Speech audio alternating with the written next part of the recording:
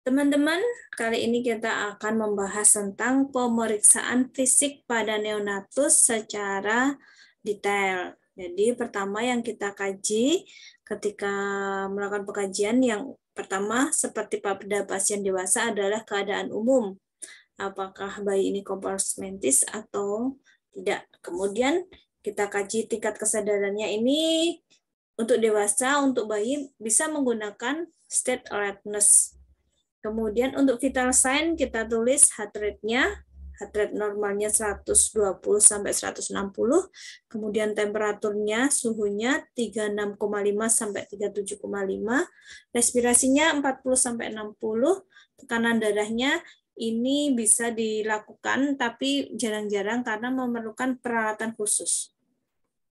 Kemudian pada antropometri kita tulis berat badannya dalam gram, kemudian panjang badan dalam senti, kemudian lingkar kepala dalam senti. Untuk berat badan ini kita menimbang bayi dalam kondisi bayi tidak memakai baju, tidak memakai popok, tidak memakai topi. Jadi bayinya telanjang atau hanya dilapisi kain saja, lapis bawah supaya tidak kedinginan, tapi lapis kain ini nanti harus ditera dulu, jangan terhitung untuk berat badannya. Kemudian panjang bayi ini bisa diukur dengan cangkul yang L itu, atau dengan alat di radian warmer itu sudah ada ukurannya juga, bisa dilakukan. Kemudian lingkar kepala, lingkar dada, lingkar perut, lingkar lengan atas bisa menggunakan Maitland. Kemudian kita mengkaji refleks bayi. Ada beberapa refleks pada bayi, refleks Moro, menggenggam, menghisap atau sucking, kemudian refleks Ruting, Babinski, dan refleks-refleks lain. Yang pertama, refleks Moro ini bisa kita cek dengan memegang tangan bayi dan kepala bayi. Jadi kepalanya agak diangkat, tangannya kita pegang, kemudian yang bagian tangan kita lepas. Apakah bayi ada refleks membuka tangannya, ekstensi tangannya atau tidak. Nanti kita bisa lihat, kita cek. Kemudian refleks menggenggam, apakah bayi ketika dipegang tangannya bayi langsung menggenggam atau tidak. Kemudian refleks Babinski, ini bisa dicek dengan menggaris telapak kaki bayi. Kemudian kita kaji tonus atau aktivitas bayi. Apakah bayi letargis atau bayi kejang, bagaimana dia menangisnya, keras, lemah, atau melengking, atau sulit menangis. Pada contoh bayi gambar ini, yang gambar 2.1 ini, bayinya dia tonus ototnya baik. Jadi tangan dan kakinya, tangannya fleksi, kakinya diangkat. Tangannya juga bisa terangkat dengan bebas. Nah, ini bayinya bayi aktif dengan tonus otot yang baik. Pada bayi yang 2.2 ini tonus ototnya buruk. Jadi dia tangan dan kakinya lemah, jadi tidak terangkat, tidak bergeraknya tidak banyak. Nah, ini bayinya bisa dikatakan letargis. Kemudian pada bayi yang menangis melengking, kita curiga bayi ini apakah kejang atau tidak. Jadi ada tanda-tanda bayi kejang itu dengan hanya menangis melengking atau hanya dengan matanya nih berkedip-kedip ini atau gerakan mulut seperti mengunyah. Nah, gerakan-gerakan yang abnormal ini bisa salah satu tanda bayi kejang. Kemudian kita cek kepala bayi. Pada bagian kepala ini kita lihat fontanel anterior atau ubun-ubun besar atau ubun-ubun depan. Ini apakah lunak, apakah tegas. Jadi normalnya fontanel anterior ini teraba lunak, jadi tidak teraba tegas. Kalau tegas, salah satu tanda di situ yang seharusnya belum ada tulang yang sudah jadi di situ, tapi ada tulang. Kalau keras tulang ya, normalnya di situ tidak ada tulang keras, jadi dia harusnya teraba lunak. Jadi ini ya fontanel anterior di depan ini. Kemudian sutura sagittalis apakah tepat, apakah terpisah, apakah menjauh. Jadi sutura sagittalis yang ini, yang tengah ini. Kemudian yang di sini sutura coronaria. Ya, ini nih sutura sagittalisnya. Teman-teman bisa melihat sutura sagittalis ini pada bagian tengah ini. Kemudian kita lihat wajahnya apakah terlihat simetris, bagian mulut, bagian hidung, bagian mata, bagian telinga, kita lihat simetris atau tidak. Kemudian pada bagian kepala, ini kita lihat juga apakah ada kaput succedaneum atau sepal hematom. Jadi kaput succedaneum ini isinya cairan. Jadi ada cairan di atas tempurung otak atau tempurung kepala yang melindungi otak. Kemudian kalau sepal hematom isinya adalah darah. Nah, biasanya untuk yang berisi darah ini tidak melewati sutura sagittalis, tapi kalau pada kaput succedaneum dia melewati sutura sagittalis. Kemudian kita lihat matanya apakah bersih, apakah ada sekret. Jika ada sekret ini ada yang kuning dibersihkan muncul lagi, nah itu nanti kita tulis sekret positif. Kemudian apakah matanya ini ada katarak, jadi ada juga bayi baru lahir katarak kongenital, dia udah lahir sudah ada putih-putih di tengah ini, jadi katarak kongenital. Kemudian kaji lagi apakah ada kemerahan, ada infeksi, kemudian bagian THT, telinga, hidung, dan tenggorokan, kita bisa melihat kebersihannya, kebersihan telinga, bentuk telinganya bagaimana, bentuk hidungnya bagaimana, ini kita kaji juga. Jadi kita pakai pen light, kita lihat lubang-lubangnya apakah normal atau tidak. Kemudian mulutnya, apakah ada labiopalatoskisis atau tidak. Jadi ketika kadang bayi ini kalau labioskisis, dia kan di bibir ya, jadi sumbing, bibir sumbing. Nah, bibir sumbing itu macam-macam. Ada yang labioskisis, jadi dia bibirnya saja. Ada yang labiopalato sampai ke dinding mulut. Kemudian ada labiopalatogenatoskisis sampai kalau labiopalato sampai gusi, labiopalatogenatoskisis sampai dinding mulut atas. Tapi ada juga bayi ini bagian mulutnya itu bagus, tapi ternyata di palatumnya itu ada lubang. Nah, ini berbahaya jika kita tidak mengetahui adanya lubang di atas. Bayi bisa tersedak, terjadi aspirasi, dan bisa menimbulkan kematian. Kemudian pada torak kita lihat apakah torak ini bentuknya simetris atau asimetris. Kemudian apakah ada retraksi? Gambar ini ya retraksi atau tarikan dinding dada. Nah, ini tarikan dinding dada di sini apakah terlihat atau tidak. Kalau bayi ini terlihat ada retraksi, berarti dia ada gangguan pernafasan. Karena bayi ini tidak bisa mengatakan sesak, jadi kita melihatnya dari gejala fisik yang terjadi. Kemudian kita lihat klavikulanya apakah normal atau abnormal. Jika abnormal, kita curiga apakah ada fraktur.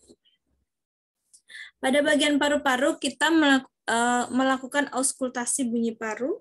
Apakah suara paru kanan dan kiri ini simetris atau tidak? Kemudian apakah semua terdengar bunyi paru? Jadi kadang di paru kanan ini terdengar jelas, di paru kiri tidak terdengar. Ini kemungkinan ada sumbatan di jalan masuk udara ke paru kiri. Kemudian bagaimana suaranya, nafasnya jika ada, apakah bersih, apakah ronki, apakah krekes, apakah ada sekresi, atau bagaimana. Kemudian kita cek juga pernafasannya apakah spontan, apakah dengan alat bantu, misalnya oksigen nasal, CPAP, ataupun ventilator. Kemudian kita auskultasi bunyi jantung. Apakah bunyi jantung ini normal sinus rhythm, atau ada murmur, atau ada bising usus. Pada beberapa bayi, jika didengarkan dengan stetoskop terdengar bising usus, tanda-tanda bayi mengalami PJB, penyakit jantung bawaan. Nah, ini nanti dipastikan lagi dengan pemeriksaan ekokardiografi. Jadi seperti USG tapi eko khusus untuk jantung, apakah ada penyakit jantung bawaan, misalnya ASD atau defek-defek yang lain. Kemudian kita cek waktu pengisian kapiler di ujung kuku ini, kita tekan, normalnya kurang dari 2 detik. Kemudian kita cek pada abdomen neonatus, bagaimana konsistensinya? Apakah lunak, apakah atau tegas? Normalnya abdomen neonatus teraba lunak, jadi diraba itu lunak. Kalau dia teraba tegas, nanti kita curiga apakah ini distensi atau tidak. Kemudian kalau teraba keras, kita curiga ada massa atau tidak. Kemudian datar atau kembung. Kembung itu melengkung ya, jadi dia biasanya yang kembung ini kalau diraba juga tegas atau kemungkinan ada distensi. Kemudian kita cek lingkar perutnya. Kalau baru lahir kita cek lingkar perutnya, kemudian jika terjadi sesuatu misalnya bayi muntah atau perutnya distensi, maka kita observasi lingkar perut ini setiap hari. Kemudian untuk liver juga kita lihat apakah ada pembesaran liver atau tidak. Kemudian pada umbilikal bayi, kita cek apakah umbilikal normal atau abnormal, apakah ada tanda-tanda infeksi, apakah ada tanda-tanda inflamasi, apakah ada rembesan, kemudian kita lihat jumlah pembuluh darahnya. Ini arteri, ini arteri juga, venanya yang kalau vena, ini vena ya, vena itu biasanya dindingnya tipis, kalau arteri dindingnya tebal. Normalnya arteri itu ada 2, vena ada 1. Kemudian genitalia ini benar-benar kita nggak boleh nggak boleh buru-buru menentukan jenis kelamin pada bayi. Jadi kita tahu untuk organ genitalia perempuan ini normalnya bagaimana, laki-laki normalnya bagaimana. Nah, ketika kita ragu-ragu, kita jangan menuliskan jenis kelaminnya terlebih dahulu. Kita pastikan terlebih dahulu supaya tidak ada kesalahan di kemudian hari. Karena pada kondisi bayi ambigus, jadi dia ragu-ragu ini laki-laki atau perempuan, ini harus dipastikan apakah organ dalamnya ini mendukung atau tidak. Misalnya, kita mengira ini perempuan, tapi kok ragu ya, ternyata kita cek organ dalamnya, ternyata tidak ada vagina, tidak ada ovarium. Nah, ternyata labia major yang kita sangka labia mayora itu ternyata adalah skrotum janin yang posisinya tidak normal. Jadi kita mengira dia perempuan, ternyata laki-laki. Kemudian kita lanjut ke anus. Jadi kita lihat anusnya, apakah paten itu ada atau dia imperforata. Jadi rata ini bisa terjadi pada neonatus dengan atresia ani. Untuk mengecek apakah anus itu ada atau tidak, kalau dulu neonatus itu dimasukkan termometer yang untuk pantat itu atau alat lain yang untuk colok dubur. Nah, colok dubur ini sekarang sudah tidak diperbolehkan lagi karena dia bisa mengakibatkan traumatis. Walaupun sedikit traumatis ini dihindarkan. Jadi hanya pada anus itu hanya dilihat dan dibuka sedikit. Oh, ada anusnya. Anus positif. Nah, anus positif ini belum tentu dia tidak atresia ani. Kalau atresia ani letak rendah, jadi dia memang benar-benar anusnya nggak kelihatan. Ini nggak kelihatan ada anusnya. Tapi kalau atresia ani letak tinggi, ketika dilihat, oh ada anusnya. Tapi setelah diobservasi 2 kali 24 jam tidak BAB, maka dilakukan colok dubur atau dilakukan spuling dengan NaCl untuk harapannya memperlancar mekonium keluar. Tapi ketika di spuling itu tidak bisa, berarti dia curiga atresia ani letak tinggi. Jadi tidak kelihatan, tapi salurannya itu salurannya tertutupnya agak ke atas. Ini untuk anus ini teman-teman harus benar-benar memperhatikan ya, jangan terlewat. Jadi setelah melakukan pengajian, jangan lupa anus ini dicek ada atau tidak. Jadi kadang kalau kita tidak aware, kita kelewatan, ternyata 3 hari nggak BAB, ternyata nggak ada anusnya. Nah ini, atau atresia ani ini sangat membahayakan bayi. Jadi kita benar-benar harus hati-hati. Setelah anus kita cek spinal atau tulang belakang. Nah pada tulang belakang ini, normalnya tidak ada benjolan. Kalau tidak normal, bisa terdapat benjolan dengan spina bifida. Spina bifida ini ya normal spina kan tidak ada celah. Kemudian pada spina bifida ini ada celah. Celahnya bisa sedikit atau bisa besar sehingga ada yang keluar dikatakan meningokal, atau jika lebih banyak lagi yang keluar dikatakan mielomeningokal. Kemudian kita cek ekstremitas baik tangan dan kaki, kita cek bagaimana kemampuan gerak dari tangan dan kaki dari neonatus, apakah ada tangan yang tidak bisa bergerak atau tangan yang ketika digerakkan bayi itu menangis. Nah, kita curiga kalau ini berulang, apakah bayi ini mengalami fraktur atau tidak, maka perlu dilakukan ronsen. Kemudian bentuknya, apakah ada kelainan bentuk pada tangan atau pada kaki. Misalnya di gambar ini adalah kelainan bentuk kaki CTIV. Kemudian kulit, kita cek kulitnya, apakah warnanya pink atau kemerahan. Normalnya ini ya, pink atau kemerahan. Atau pucat, jadi kalau bayi pucat, tanda-tanda bayi anemia. Atau apakah ada jaundice, yaitu kekuningan. Kulit bayi tampak kuning, tanda-tanda dia mengalami hiperbilirubinemia.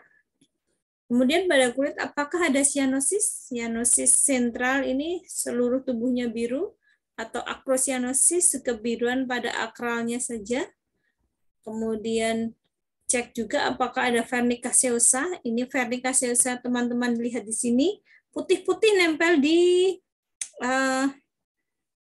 badan bayi ini pada bayi baru lahir yang banyak lemak yang menempel di kulitnya. Jadi nanti kita kalau bayi lahir, kita keringkan dengan menekannya tapi tidak mengelap. Kecuali kalau banyak banget boleh dilap, tapi kalau sedikit kita biarkan lemak ini untuk menjaga kehangatan bayi. Atau terjadi motlet atau kutis marmorata. Jadi tangannya ini belentong-belentong. Selain sianosis, kita juga bisa melihat apakah ada kemerahan pada kulit, apakah ada tanda lahir yang kebiruan atau kehitaman pada kulit. Selanjutnya adalah kita memastikan suhu lingkungan bayi supaya normal. Kita bisa menggunakan penghangat radian atau radian warmer. Kita juga bisa menggunakan inkubator, atau jika tidak menggunakan inkubator, hanya menggunakan suhu ruangan biasa atau menggunakan box terbuka. Kemudian, ya sudah selesai teman-teman. Terima kasih atas atensinya. Cukup sekian, kita lanjut untuk tema-tema yang lain.